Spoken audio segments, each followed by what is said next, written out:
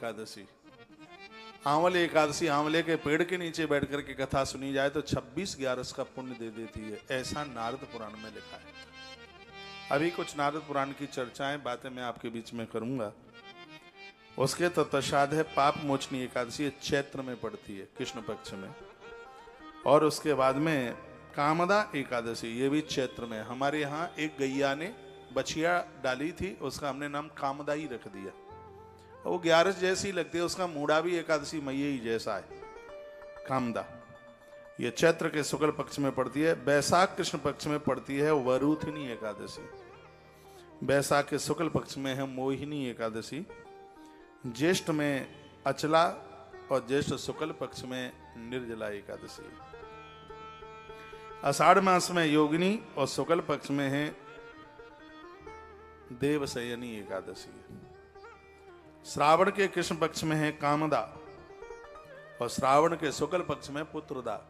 एक वर्ष में 2 पुत्रदा पड़ती हैं, लेकिन पुत्र प्राप्ति के लिए सबसे बड़ी एकादशी फूंस के महीने की है। भादों में भी 2 पड़ती हैं, कृष्ण पक्ष में जया है और उसके शुक्ल पक्ष में है इसको पद्मा, विजया, इन नामों से जाना जाता है।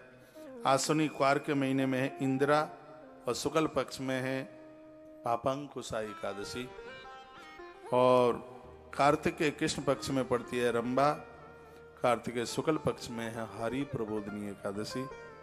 इस प्रकार से फिर अधिक मास की 2 एकादशियां और हैं, पुरुषोत्तम मास की।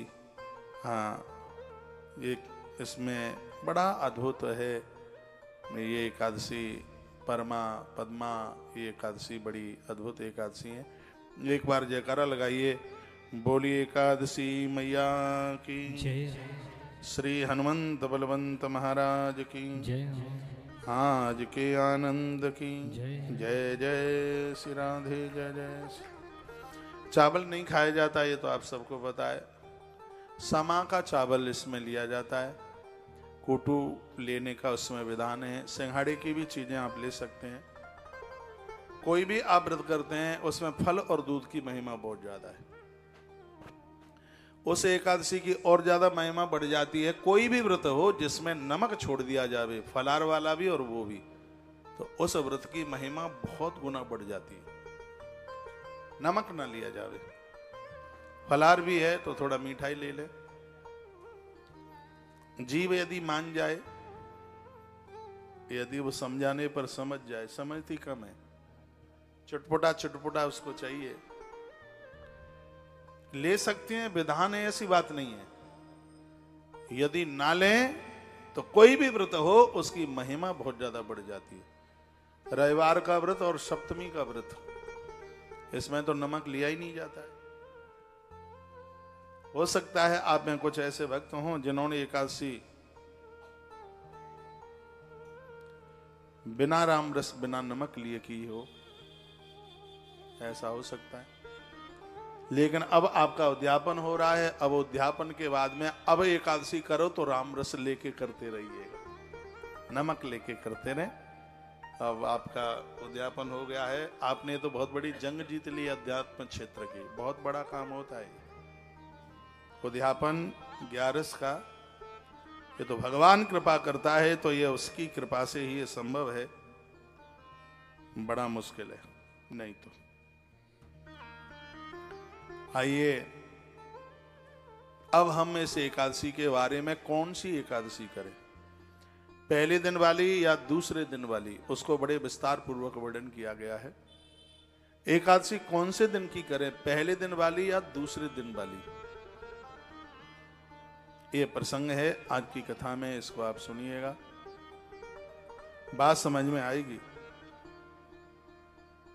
मानधाता और वशिष्ठ मुनि का संवाद है इसमें। पांतवो जलद श्याम सारंगाघात कर्कसा कलोक मंडपस्तंभा चत्वारो हरिबाहवा। हम और आप उस भगवान को वंदन प्रणाम करते हैं जो 14 भुवन और 3 लोकों के नाथ है, जो सबको सनात कर रहे हैं। उनके चरणों में हमारा और आप सबका वंदन है। एक बार की बात ही, मानधाता राजा ने गुरुदेव वशिष्ठ को पूछा था, गुरुदेव बताइए ऐसी कौन सी अग्नि है जो सूखे और गीले को दोनों को जला देती है। ये प्रश्न किया था कि ऐसी कौन सी अग्नि है जो सूखे को और गीले को दोनों को जला करके राख कर देती है। सुनिए, तो गुरुदेव वशिष्ठ बोले, हे राजन सुनो, जिस अग्नि से सूखा और गीला सब कुछ दग्ध हो जाता है, जल जाता है, वह है जो मनुष्य भगवान विष्णु की पावन तिथि है, जिसको कहते हैं एकादशी तिथि, जिसको कहते हैं हरिवासर। हरिवासर यानी यह दिन स्वयं नारायण का दिन है। भगवान को इस दिन से मलूक कोई दिन नहीं लगता। इसी ग्रंथ में वर्णन है कि जिस दिन जिस घर में एक भी कोई व्यक्ति एकादशी का व्रत करता है तो भगवान वैकुंठ लोक से एक रूप से उस व्यक्ति के घर में आकर के वास करते हैं, जिस घर में कोई भी एकादशी का व्रत कर रहा हो। यह गुरुदेव वशिष्ठ बता रहे हैं। गुरुदेव वशिष्ठ ने कहा, राजन मानधाता, जो एकादशी को उपवास करता है, भगवान नारायण की पूजा करता है, तो गीला और सूखे का मतलब गैया को निकल जाने दो। जय हो मां। गोपाल, मेहमान आया, अपने आप ले जाओ।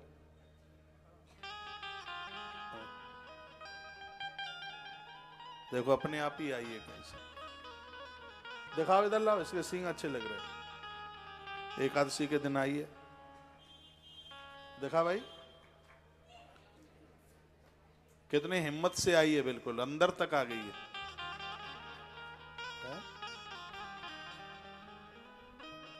अपनी गौशाला की बाहर से आई, बाहर से। ले जाओ, यदि किसी की हो तो मांगने को आए तो दे देना, ठीक है। अब इसको चारा वगैरह खिला दो, ले जाओ।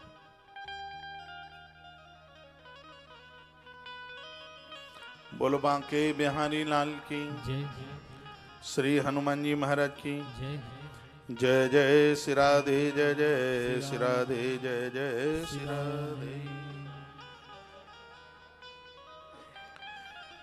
देखिए, एक बात मैंने अभी आपको बोली थी कथा के आरंभ में, शायद आपको ध्यान हो, कुछ नए श्रोता और तब से आए हैं। कृष्ण भगवान को, ये वशिष्ठ मुनि बोले हैं मानधाता से, कृष्ण भगवान को एक बार प्रणाम करने से 10 अश्वमेध यज्ञ करने का फल प्राप्त होता है। एक बार प्रणाम करने से। गुरुदेव वशिष्ठ कहते हैं, हे राजन, एकादशी का व्रत करने से 1 करोड़ बार भगवान श्री कृष्ण को प्रणाम करने का पुण्य प्राप्त होता है।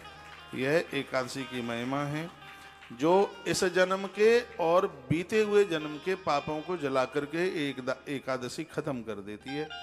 11 के दिन यदि कोई व्यक्ति आंवले का चूर्ण पीली मिट्टी में मिलाकर अपनी देह से लेपन करके स्नान करता है तो उसकी महिमा है कि गंगा स्नान से बढ़कर उसको फल मिलता है, गया जी में पिंडदान करने से ज्यादा फल मिलता है, काशी में मरने से ज्यादा फल उसको प्राप्त मिलता है, ऐसा वर्णन किया गया है।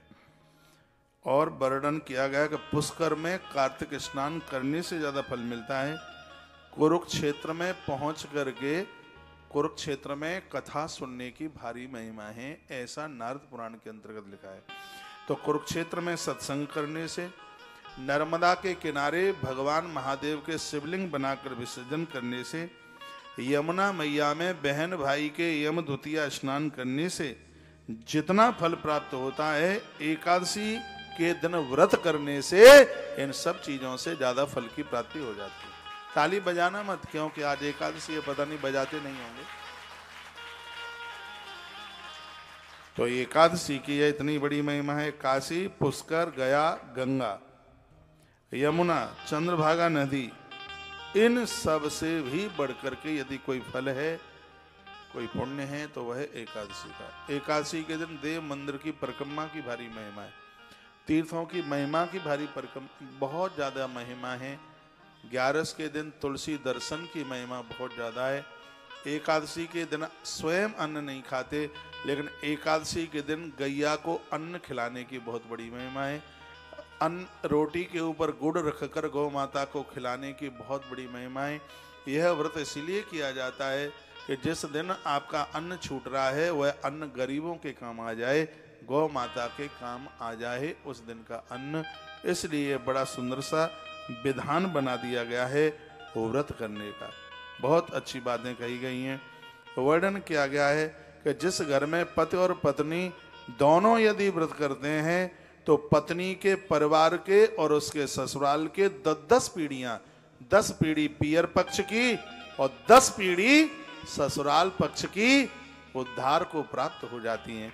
जो पुरुष एकादशी का व्रत करता है उसके लिए 30 पीढ़ी, 10 पीढ़ी अपने यहाँ की, 10 पीढ़ी पत्नी के यहाँ की और 10 पीढ़ी मामा के यहाँ की। इस प्रकार से 30 पीढ़ियों का उद्धार इस प्रकार से होता है। आनंद हो गया, कमाल हो गया। और पति और पत्नी दोनों 11 का व्रत करते हैं तो उस एकादशी की महिमा अपने आप में बहुत ज्यादा बढ़ जाती है। ऐसा गुरुदेव वशिष्ठ राजा मानधाता को बता रहे हैं। गुरुदेव वशिष्ठ एकादशी का व्रत करते हैं। देवर्षि नारद जी एकादशी का व्रत करते हैं। पार्वती मैया और भोलेनाथ एकादशी का व्रत करते हैं। विधाता ब्रह्मा और माता सावित्री एकादशी का व्रत करते हैं। भगवान श्री कृष्ण, माता रुक्मिणी, सत्यभामा ये भी एकादशी का व्रत करते हैं। अब आप विचार करें कि 11 की कितनी बड़ी महिमा। अनादिकाल से, आज से नहीं है, अनादिकाल से व्रतों में सबसे श्रेष्ठ यदि कोई व्रत है तो वह 11 का एकादशी का व्रत है। तो मैं पुरुष वर्ग को आग्रह पूर्वक निवेदन करना चाहूंगा कि आप गृहिणी को संग दीजिए, साथ दीजिए। कुछ समय के लिए आप भी एकादशी का व्रत करें तो उस व्रत की और महिमा अपने आप में ज्यादा बढ़ जाती है। 6:50 हो रही हैं। 7 बजे तक ये लाइव टेलीकास्ट चलेगा तो मैं आपकी 10-20 मिनट और ले लूंगा क्योंकि कार्यक्रम थोड़ा देरी से शुरू हुआ है। पहला दिन था तो इस प्रसंग को मैं कहीं थोड़ा ठिकाने लगा दूंगा।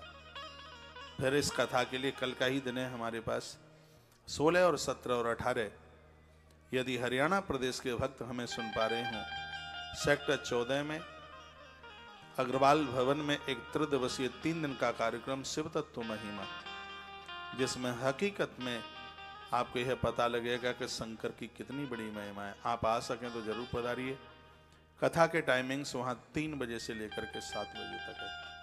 सत्संग टेलीविजन पर विशेष प्रसारण और संस्कार टीवी पर उसका लाइव टेलीकास्ट आप सुनेंगे।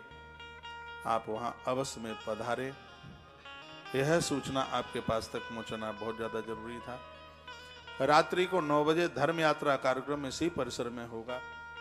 उस कार्यक्रम से आप जरूर जुड़िएगा। 6:30 बजे सुबह भोर में मंगलवाणी कार्यक्रम भी इसी परिसर में होगा।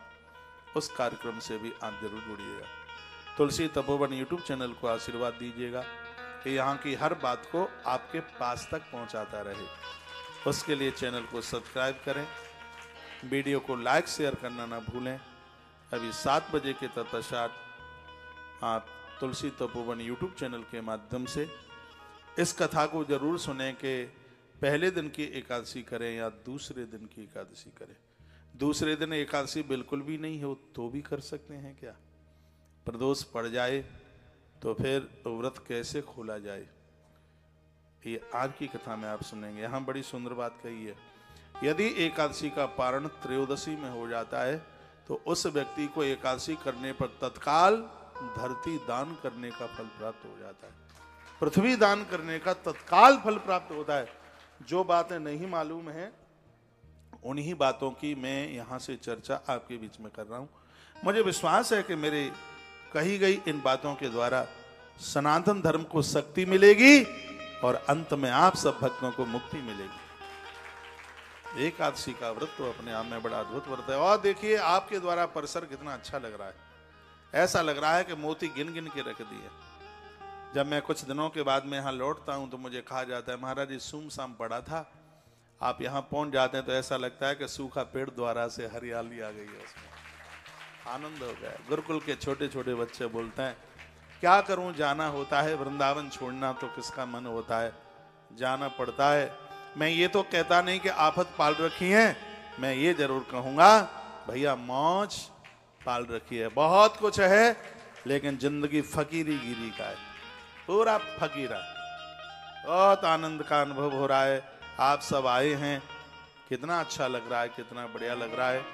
ये कथाएं बहुत लंबे टाइम तक चलेंगी, भगवान की कृपा से सुनते रहिए। नेक्स्ट कार्यक्रम आप उपनिषद वेदों का सुनने को जाएंगे, आप जरूर सुनिए। एक बार पुनः आप सब आग्रह पूर्वक आपका निमंत्रण है, 28 तारीख को आप रामेश्वरम पहुंचिए। अपनी टिकट से जा सकें तो अपनी टिकट से जाइए, अपनी टिकट से ना जा सके तो हमें बोल दीजिए, हम हवाई जहाज की टिकट बनवा देंगे आपकी।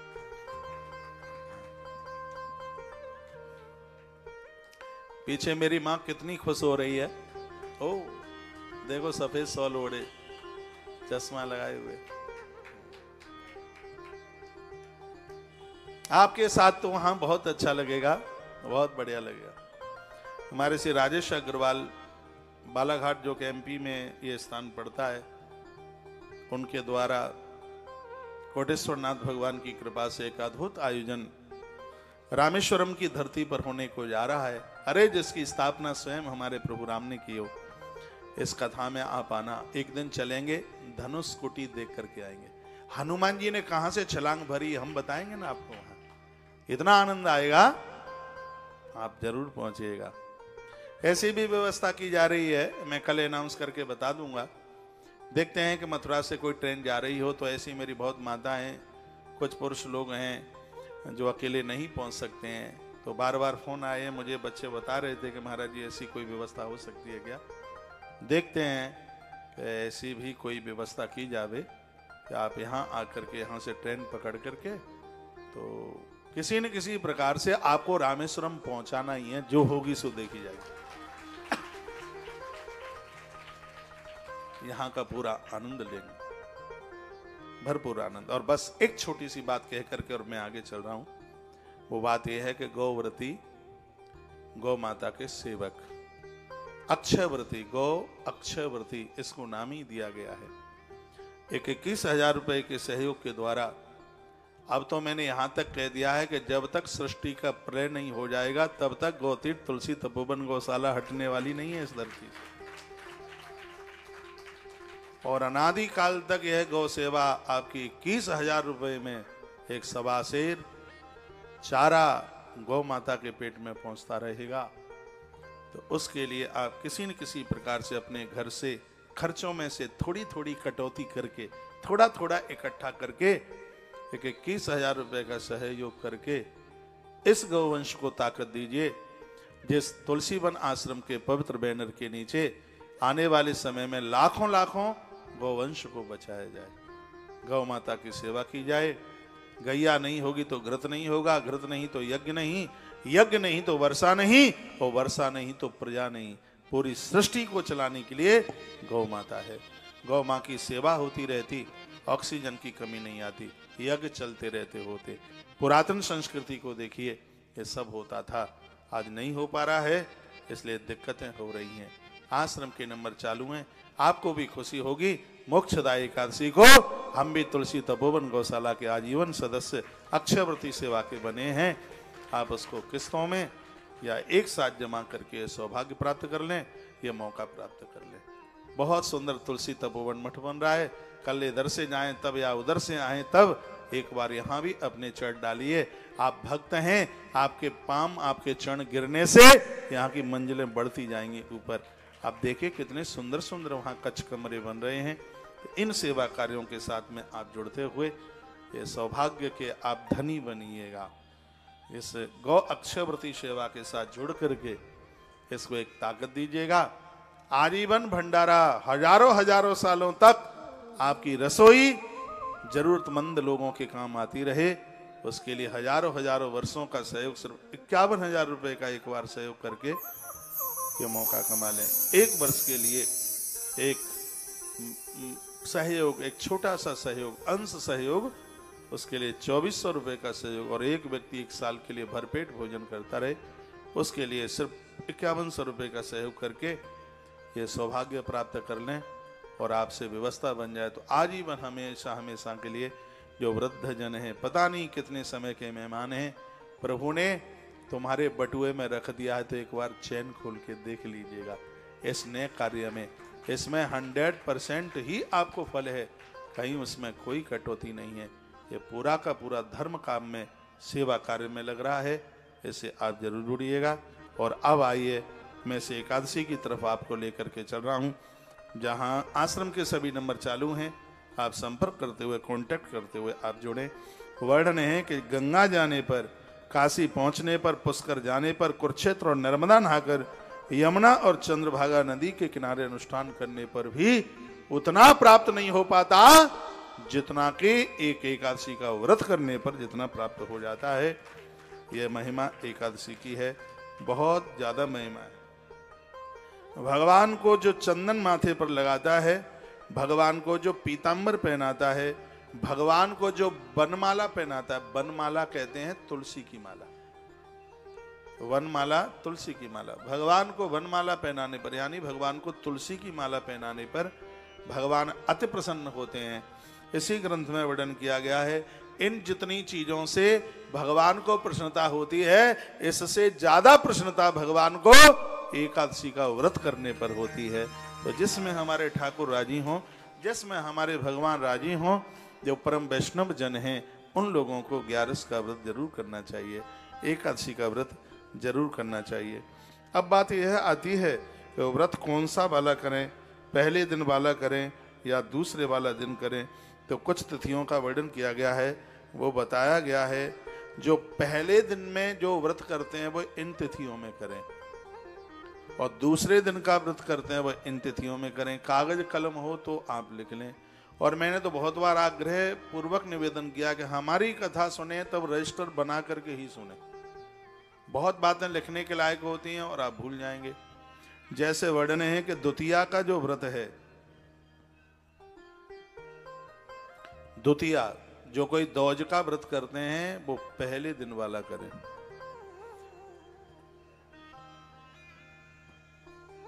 बोलो भक्त वत्सल भगवान की। अष्टमी वाला व्रत है पहले दिन वाला, मुझे भी बाद में ध्यान नहीं रहेगा। जो कोई षष्टमी का व्रत करते हैं वो पहली वाली तिथि।